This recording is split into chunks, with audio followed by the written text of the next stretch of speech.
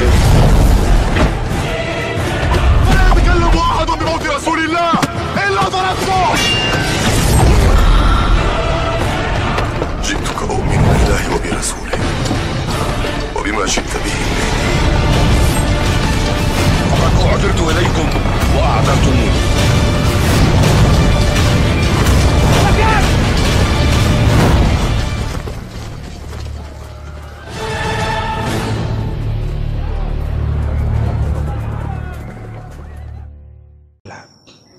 Sebaliknya, wa may ya'mal mithqala dzarratin syarran yarah.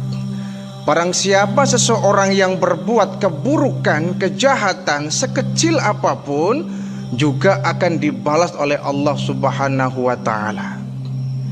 Jadi akhirat merupakan tempat pembalasan Allah bagi seluruh manusia. Maka beruntung kalau kemudian kita menanam banyak kebaikan-kebaikan ketika di dunia ini, maka akan dibalas oleh Allah Subhanahu wa taala dengan kebaikan yang serupa. Sebaliknya, celaka jika seseorang di dunia melakukan berbagai macam dosa, kejahatan dan kejahatan, nanti di akhirat pun dia akan mendapatkan balasan yang serupa. Sehingga yang namanya alam akhirat itu sebagai yaumuddin, hari pembalasan. Dan Allah maliki yaumiddin, raja yang akan merajai hari pembalasan. Maka kalau sadarlah kita bahwa semua perbuatan kita sekecil apapun akan dibalas oleh Allah Subhanahu wa taala, maka kita mestinya berhati-hati saat menjalani kehidupan dunia ini. Di dalam kitab Durratun Nasihin ada satu riwayat, baginda Rasulullah sallallahu alaihi wasallam pernah bersabda, "Idza kana yaumul qiyamah," ketika hari kiamat datang, di mana Allah akan menghancurkan alam ini sehancur-hancurnya. Bumi akan dihancurkan, langit akan dirobohkan, matahari akan hancur, bulan, bintang, bahkan planet saling bertabrakan, dan semua yang bernama hidup mati seketika. Itu hari kiamat. Maka ketika datang masa yang kedua yang disebut Yaumul Ba'ats, yaitu hari kebangkitan, di mana Allah Subhanahu wa taala akan membangkitkan manusia dari kuburnya masing-masing. Bangkitlah kita dari kubur kita masing-masing. Untuk apa? Untuk menerima pembalasan dari Allah atas segala perbuatan kita. Jadi kata Nabi, ketika hari kiamat itu datang, maka kharaja syai'un min jahannam, akan keluarlah dari neraka jahannam itu, ismuhu Quraisy, satu makhluk yang bernama Quraisy, akan muncul dari dasar neraka jahanam, makhluk yang bernama Quraisy min waladil aqraba, yang bentuk dari makhluk itu seperti anak kalajengking. Jadi seperti kalajengking. Tauluhu ma bainas sama'i wal ard, yang panjangnya itu antara langit dan bumi. Subhanallah, bukan 10 meter, 20 meter, 30 meter.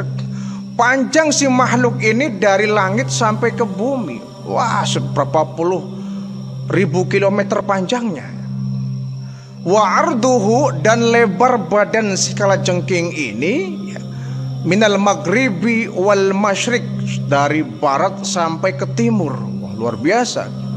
Panjangnya dari langit ke bumi, badannya itu dari barat sampai ujung timur. Besar luar biasa Quraisy ini, kalajengking raksasa. Bahkan biangnya kalajengking raksasa, yang lebarnya tidak lazim. Kemudian ketika ini makhluk keluar dari neraka jahanam, ditanya oleh malaikat Jibril, ila ena tadhabu ya Quraisy, Quraisy, kamu mau pergi kemana? Kamu mau pergi kemana? Ini si kalajengking Quraisy ini menjawab, ilal arasat, saya mau pergi ke pelataran kiamat, saya mau pergi ke halaman kiamat. Liman tatlubu, kamu mau mencari siapa? Kamu mau mencari makan? Kamu mau mencari siapa? Kata Quraisy ini, kalajengking ini bilang, atlubu khamsata nafar. Saya akan mencari 5 jenis manusia yang akan menjadi santapanku. Subhanallah. Jadi kelabang atau kalajengking Quraisy ini keluar dari neraka jahanam. Dia datang ke pelataran padang mahsyar hari kiamat, akan mencari 5 jenis manusia yang akan menjadi santapannya. Naudzubillah min dzalik, jangan sampai kita termasuk orang yang dicari kalajengking Quraisy ini. 5 orang yang akan jadi santapan kalajengking raksasa Quraisy ini yang datang dari neraka jahanam. Siapa mereka? Kata Jibril. Yang pertama kata Quraisy, tarikus sholah. Orang yang paling pertama akan saya cari dan akan aku santap kalajengking Quraisy ini, tarikus sholah. Orang yang dulu di dunianya nggak pernah sholat, suka meninggalkan sholat. Ini santapan pertama kelabang atau kalajengking Quraisy ini. Orang yang dulu waktu di dunia suka meninggalkan sholat. Naudzubillah min dzalik. Meninggalkan sholat ini kan perbuatan yang sangat mendatangkan murka Allah ya. Kalau kemudian orang ada halangan untuk tidak melaksanakan sholat, seperti sakit ya, sakit-sakit yang memang memberatkan dia untuk melaksanakan sholat, dia diinfus ya, atau dia sedang di ruang ICU, yang kemudian dia boleh untuk meninggalkan sholat, tetapi memang ada syarat yang sangat mendesak. Selama dia masih bisa sholat, dia wajib melaksanakan sholat. Kalau dia mampu berdiri, wajib berdiri, kan begitu. Tidak mampu berdiri, boleh sambil duduk. Tidak mampu duduk, boleh sambil berbaring.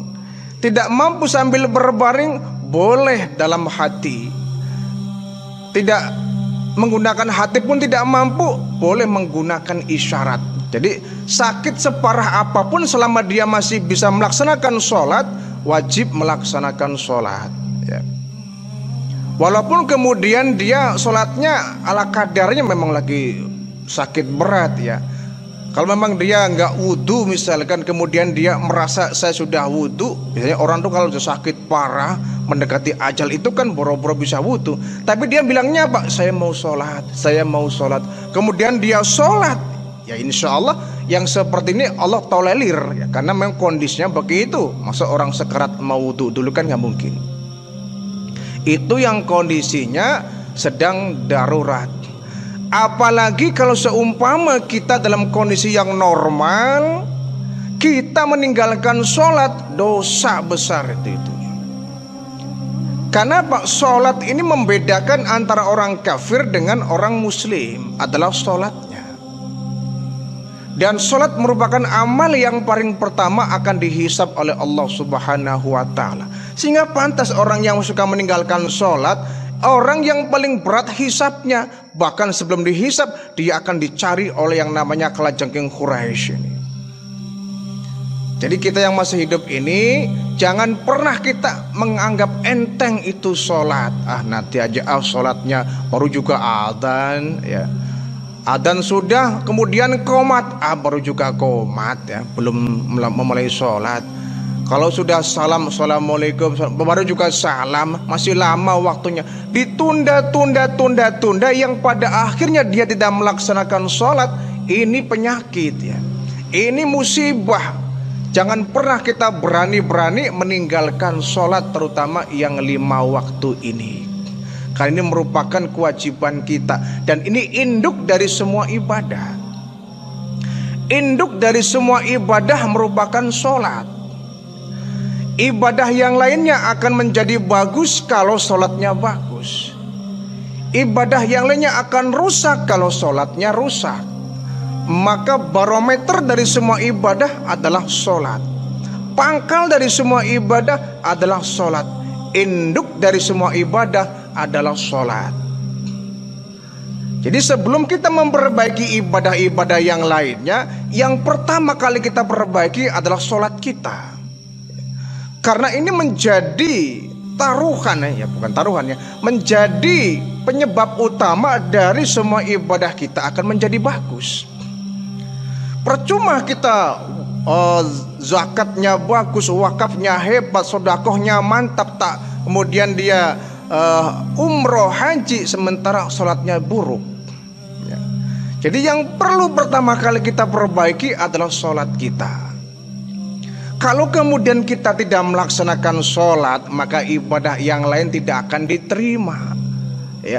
Sodakoh kita, amal kita, berbuat baik pun kita di tengah masyarakat, kita sopan, kita beradab, kita punya akhlakul karimah, tapi kalau sholat kita rusak, maka semuanya akan menjadi rusak. Jadi jangan pernah kita meninggalkan sholat. Dan juga anak-anak kita, anak-anak kita harus kita cek ya, jangan sampai kita cuek dengan mereka. Mereka pulang sekolah seumpama, kita harus tanyakan dia, sudah sholat belum nak? Sholat duhur belum nak? Jangan sampai kita cuek. Paling juga sudah sholat di sekolahan. Iya kalau kemudian dia sholat di sekolahan.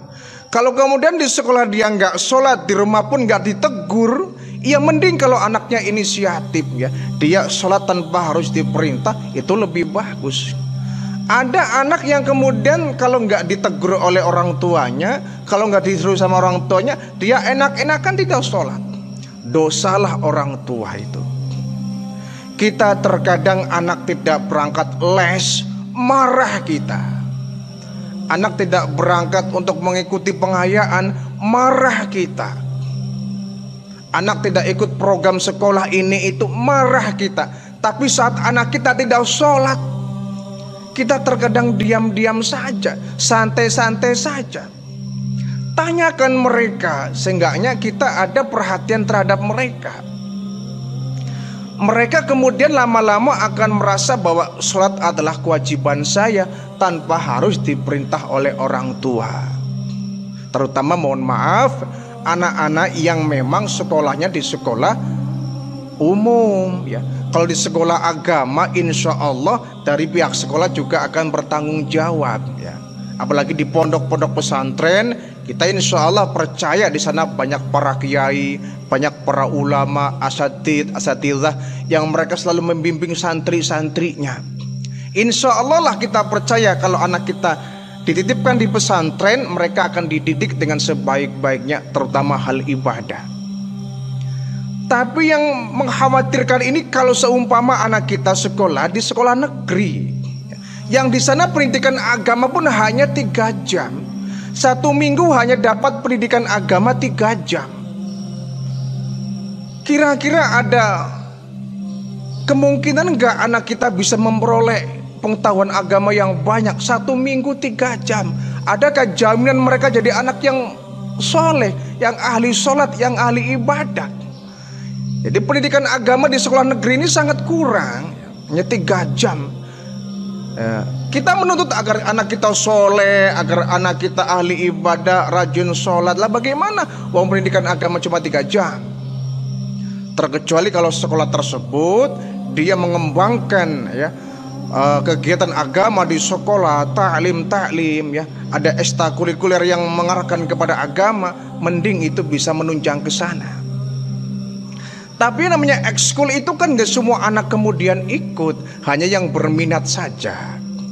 Selain daripada itu mereka akan lepas dari kegiatan sekolah. Kalau kemudian dari sekolah gak diarahkan kepada agama, kita akan repot sebagai orang tua. Jadi kita boleh bangga kalau anak kita pinter matematika. Kita boleh bangga anak kita pinter bahasa Inggris. Kita boleh bangga kalau anak kita pinter ilmu-ilmu sains, ilmu komputer misalkan. Tapi jangan lupa, semua itu hanya ilmu-ilmu dunia. Tidak sampai kepada akhirat. Bagaimanapun anak kita pinter matematika, nanti dia masuk ke alam kubur, gak bakal ditanya oleh malaikat, matematikamu berapa dulu waktu di dunia. Gak bakal ditanya. Selihai apapun anak kita bahasa Inggris, sampai dia di alam kubur nggak ditanya nilai bahasa Inggrismu berapa. Sepandai apapun anak kita ilmu komputer, sama, sampai dia di alam kubur pun nggak akan ditanya komputermu sehebat apa. Tidak. Tapi yang ditanya di alam kubur maupun di alam akhirat adalah sholat kita, puasa kita, zakat kita, haji kita, ibadah kita. Ini kan tentang agama. Maka kita prihatin di sekolah-sekolah negeri kadang-kadang agama ini kurang diperhatikan. Karena dari kurikulum juga hanya menyiapkan 3 jam saja untuk mata pelajaran agama. Ini kan sangat kecil kemungkinan bisa menunjang anak kita menjadi anak yang soleh. Kalau memang orang tua di rumahnya tidak mendukung membangun anak ini menjadi anak yang soleh. Kalau dari kecil dia suka ahli ibadah, selalu tidak pernah ketinggalan sholat, sampai dewasa pun dia akan selalu menjaga sholatnya. Tapi kalau dari kecil anak kita dibiasakan ya, meninggalkan sholat kita diam saja, dia tidak sholat kita cuek saja, nanti sampai besar pun dia akan begitu mudahnya meninggalkan sholat. Celakanya lagi kalau dia punya anak akan seperti itu lagi, dan seterusnya. Kita akan meninggalkan anak-anak generasi yang suka meninggalkan sholat. Hati-hati ya, kewajiban orang tua akan diminta oleh Allah pertanggungjawabannya di akhirat, bagaimana dia mendidik anak-anaknya. Kalau sekiranya kita sebagai orang tua barangkali awam, gak tahu agama ya, titipkanlah anak kita kepada lembaga-lembaga sekolah yang basicnya agama, ke pesantren, titipkan mereka. Jadi walaupun orang tuanya itu gak tahu agama, awam agama, seenggaknya anak kita kalau dititipkan di pesantren, dia bisa menjadi penolong kita di akhirat, menjadi anak yang soleh, menjadi anak yang terbiasa dengan nuansa agama. Jangan sampai sudah orang tuanya awam agama, anaknya nggak diarahkan kepada agama, sudah kiamat kalau seperti itu ya. Maka orang tua lah akan menjadi tanggung jawab pertama. Jadi yang dimakan oleh kalajengking Quraisy ini yang pertama adalah tarikus sholah, orang yang suka meninggalkan sholat. Satu. Yang kedua, golongan orang yang akan dimakan, disantap oleh kalajengking Quraisy, mani'uz zakah, yaitu orang yang suka meninggalkan, tidak mau melaksanakan zakat. Orang yang tidak mau membayar zakat, ini orang yang nanti akan disantap oleh yang namanya kelabang atau kalajengking Quraisy ya. Orang yang enggan membayar zakat. Padahal kalau kita tahu zakat ini sungguhnya adalah kotoran. Kotoran dari harta yang kita miliki dalam kehidupan kita. Maka kata Nabi, bersihkan hartamu dengan zakat. Artinya kalau bersihkan hartamu dengan zakat, harta kita awalnya adalah kotor, kemudian dibersihkan melalui zakat. Kalau nggak dibersihkan lewat zakat, maka harta yang ada dalam kehidupan kita tetap akan menjadi harta yang kotor, ya kan? Sama dengan ada perintah, cucilah mobilmu. Artinya kalau ada perintah cucilah mobilmu, berarti mobilnya itu dalam kondisi kotor. Bersihkan mobilmu dengan air.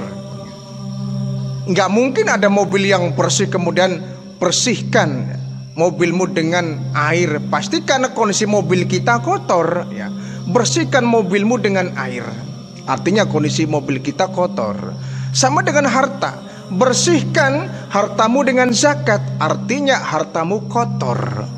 Kalau tidak dibersihkan zakat, maka harta kita selamanya akan menjadi harta yang kotor. Siapa tahu ketika kita mencari nafkah tersimpan sifat-sifat dosa, ada sombong-sombongnya, bahkan mungkin ada hak orang lain yang kita makan tanpa kita tahu kan. Ada sedikit virus-virus yang haram tercampur dalam harta kita, maka dibersihkan melalui zakat. Ya, orang yang nggak bayar zakat maka hartanya utuh, kalau kotor ya kotor. Ya sama dengan kita ya. Kita kalau makan terus, makan minum, tapi tidak buang air besar, kan akan jadi penyakit.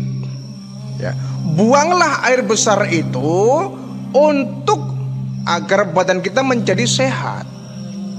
Jadi orang yang bayar zakat itu sesungguhnya orang yang membersihkan harta kita dari kotoran. Orang yang nggak mau bayar zakat sama dengan orang yang suka makan, suka minum tapi nggak buang air besar. Tentu akan menjadi sebuah penyakit. Akan menjadi sebuah penyakit. Harta pun sama, kalau nggak dibersihkan dengan yang namanya zakat akan menjadi penyakit, akan menjadi bala bencana. Jadi kita harus jangan sampai kita merasa bahwa harta kita adalah milik kita yang kemudian kita enggan untuk bayar zakat. Zakat ini adalah untuk membersihkan harta yang kita miliki. Analoginya seperti ini ya. Analoginya, kalau misalkan kita sebagai seorang guru ya, misalkan mengajar dalam satu kelas, misalkan anaknya ada 30 anak ya, atau di pesantren satu kelas ada 30 santri misalkan. Nah, di antara 30 santri ini ada satu santri yang nakal luar biasa. Di santri ini sudah kita nasihati berkali-kali, dari yang lembut sampai yang kasar pun sudah. Orang tua dipanggil pun sudah, masuk ke ruang BK pun sudah, berbagai macam cara kita lakukan, tapi ini anak masih nakal saja ini. Nah, maka cara yang terakhir adalah anak ini kalau tidak diskorsing ya kita keluarkan dari sekolah kita. Kita kembalikan ke orang tua.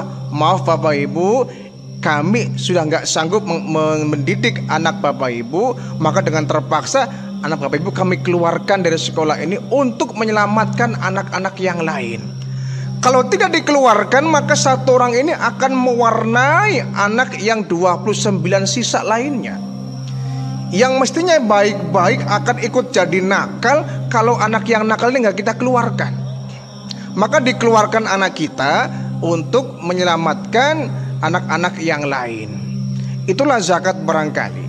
Kita keluarkan sebagian dari harta kita untuk berzakat, berinfak, membersihkan harta yang lain, agar harta yang lain ikut menjadi bagus adanya. Mani'uz zakah, orang yang enggan membayar zakat itu nanti akan menjadi santapan kalajengking Quraisy. Nauzubillah min dzalik. Dua ya. Yang ketiga, jenis manusia yang akan disantap oleh yang namanya kalajengking Quraisy ini adalah akul walidain. Seorang anak yang durhaka kepada orang tuanya. Subhanallah. Anak yang durhaka kepada orang tuanya nanti di padang mahsyar akan menjadi santapan kalajengking Quraisy ya. Setiap kita belum tentu adalah sebagai orang tua, tapi yang jelas setiap kita adalah anak. Dan anak pasti memiliki orang tua ya. Sesukses apapun seorang anak, sekaya apapun seorang anak, semakmur apapun hidup seorang anak, tapi kalau sudah durhaka kepada orang tuanya, maka semuanya tidak akan mendatangkan keberkahan. Andaikan dia jadi seorang pejabat yang dia durhaka kepada orang tuanya, jabatannya tidak akan membawa berkah. Seharusnya dia seorang pengusaha, tapi dia durhaka kepada orang tua, maka usahanya tidak akan mendatangkan yang namanya keberkahan. Hidup akan menjadi berkah kalau kita menjadi anak yang berbakti kepada orang tua, terutama ibu kita ya. Ibu kita yang sudah mengandung kita, melahirkan kita, menyusui kita, membesarkan kita. Begitu besar jasa ibu kita dalam kehidupan kita. Jangan pernah kita durhaka kepada orang tua.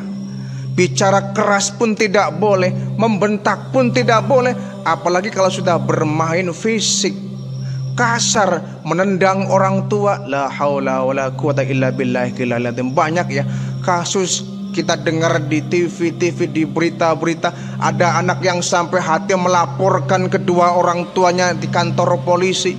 Ini anak model apa seperti ini? Orang tuanya yang telah membesarkan dia dari kecil, dari bayi sampai sedewasa ini, kok sampai hati hanya persoalan kecil, persoalan uang, persoalan tanah yang gak seberapa, sampai dilaporkan ke kantor polisi. Ini kan sudah durhakanya luar biasa. Menjebloskan orang tua ke kantor ke sel penjara itu kan bukan sifat seorang anak. Ini sebiadab-biadabnya anak ya. Bahkan kita pun sering mendengar di berita-berita betapa ada seorang anak yang sampai menghabisi nyawa orang tuanya. Masya Allah, inna lillahi wa inna ilaihi raji'un. Seorang anak kok tega sampai menghabisi nyawa orang tuanya, nyawa ibunya, nyawa bapaknya ini. Alasannya apa? Gangguan jiwa dan lain sebagainya. Ini mah alibi saja. Biasanya karena ada yang karena minta motor nggak dituruti, minta uang nggak dituruti, sampai hati seorang anak menyakiti bahkan menghabisi nyawa dari kedua orang tuanya. Dulu kita kalau mendengar kisah Malin Kundang ya, Malin Kundang dia sampai hati nggak mengakui ibunya dan menendang ya, menendang sang ibunya. Itu kita geram betul tuh kalau mendengar kisah itu. Ini Malin Kundang sangat biadab ini, nggak ngakui orang tuanya bahkan nendang ibunya. Nah sekarang banyak perbuatan anak yang melebihi biadabnya dari Malin Kundang. Menjebloskan orang tua ke penjara, menyeretnya ke meja pengadilan, bahkan ada yang sampai menghabisi nyawanya seorang anak kepada orang tua. Inna lillahi wa inna ilaihi raji'un. Ya ini pun kembali kepada pendidikan orang tua kepada anaknya saat dia masih dini. Jadi saat anak kita masih kecil, didiklah dengan sebaik-baiknya, karena nanti hasilnya akan dapat kita rasakan ketika kita berada di masa-masa usia tua kita. Kalau kita nanam kebaikan kepada anak kita, insya Allah anak kita pun akan membalas kebaikan kepada kita. Tapi kalau kita tanam keburukan kepada anak kita, kelak kita di hari tua pun mereka akan memberikan keburukan kepada kita. Na'udzubillah min dzalik. Aqul walidain, anak yang durhaka kepada orang tuanya, dia akan dicari oleh kalajengking Quraisy dan akan menjadi santapan utamanya. Na'udzubillahi min dzalik. Yang ketiga ya, yang keempat, orang yang akan jadi santapan kalajengking Quraisy ini adalah syaribul khamri, orang yang suka meminum khamr, orang yang gemar mabuk, orang yang suka nenggak minuman keras. Sampai matinya dia kemudian tidak bertaubat kepada Allah, sampai mendekati ajal pun dia masih gemar meminum minuman keras.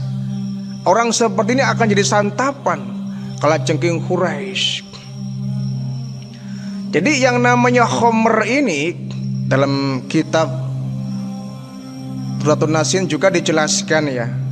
Ada satu riwayat yang menceritakan bahwa dulu Nabi Nuh alaihi salam pernah menanam ya, yang namanya pohon anggur ya.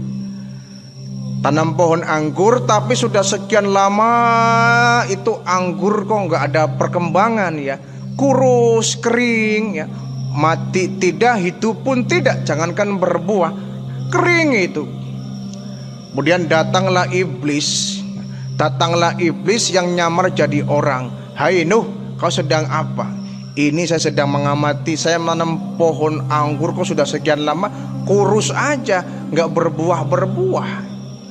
Saya punya usul, kata iblis. Apa?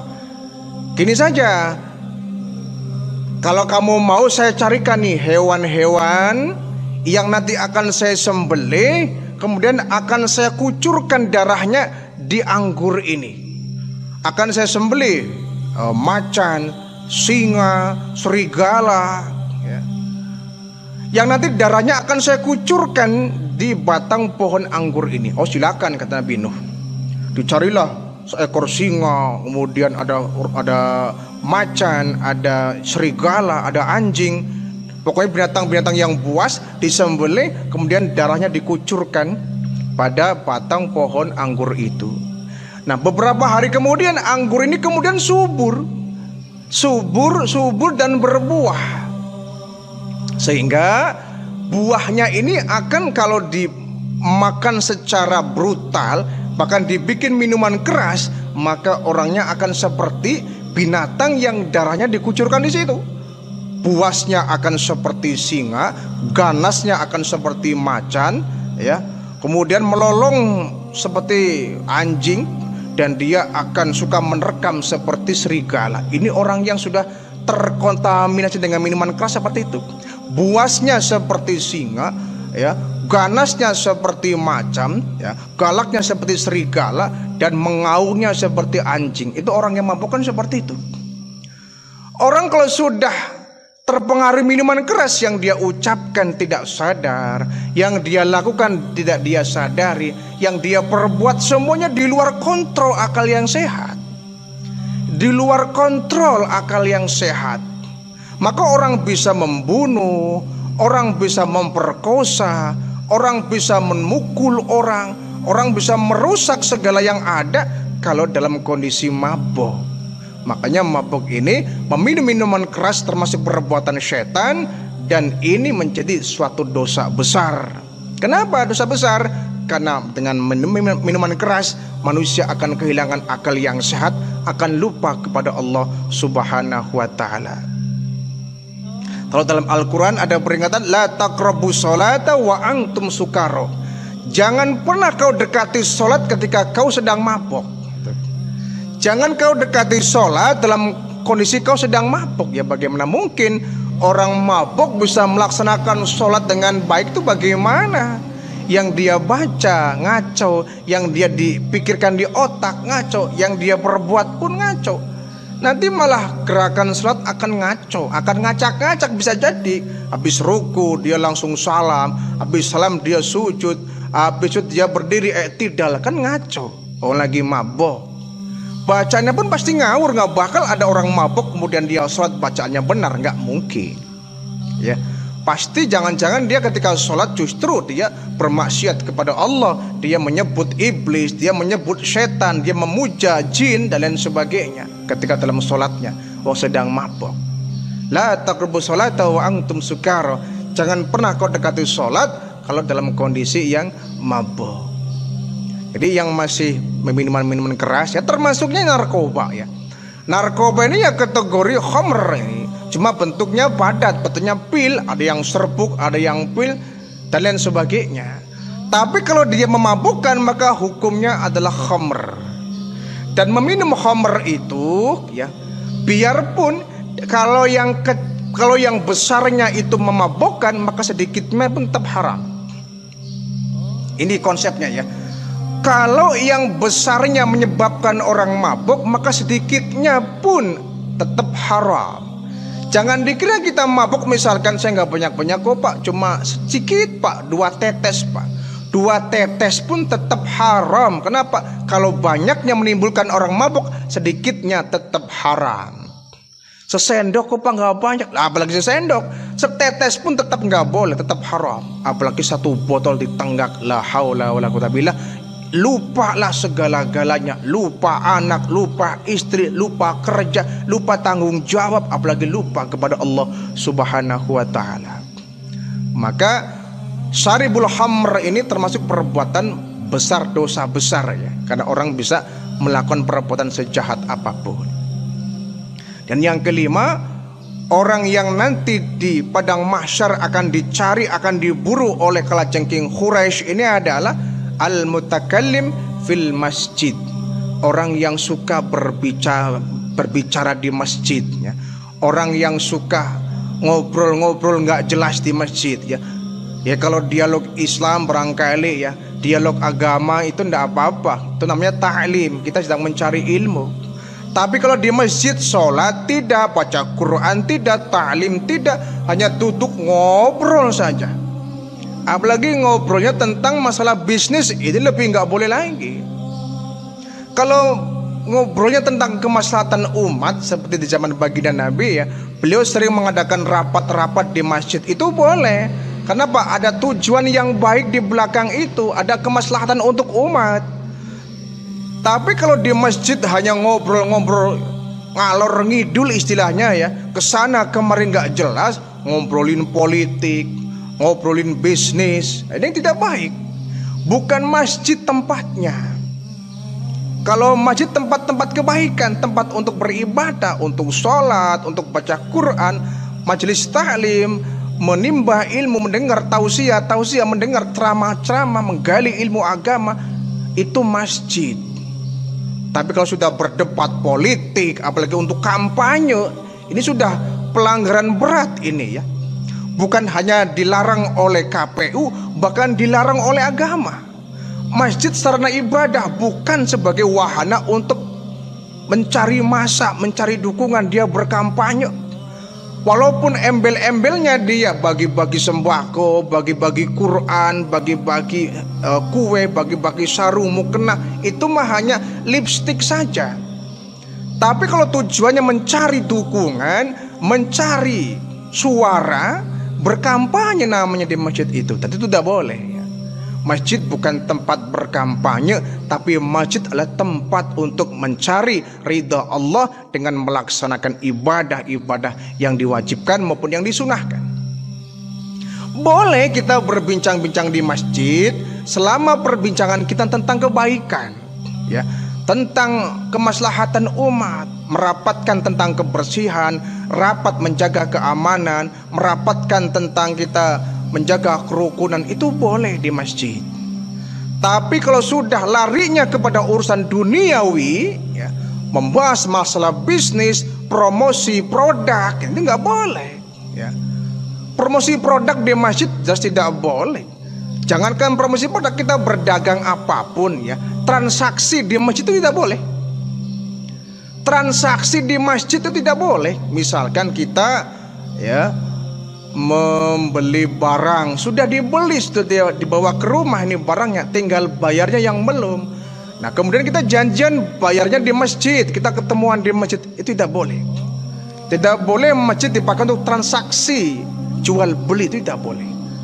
Makanya kalau kita berjualan, biarpun yang dijual itu adalah tasbih, mukena, ya, sarung, sajadah, kemudian sorban, tetap meskipun yang dijual adalah benda-benda untuk alat sholat, tapi kalau dijualnya di masjid tidak boleh.